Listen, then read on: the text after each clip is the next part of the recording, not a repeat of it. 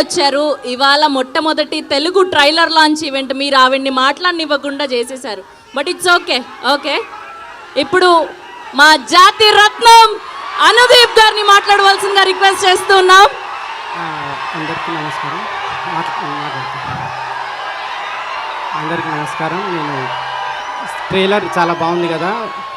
ముఖ్యంగా ఏం రత్నం గారు, జ్యోతికృష్ణ గారు 5 years స్ట్రగుల్ చేసిన సినిమా ఇది. July 24th ఈ సినిమా మీరు ఇంకా ఎంజాయ్ చేస్తారు. అందరికీ కంగ్రాట్స్ చెప్తూ థ్యాంక్ యూ.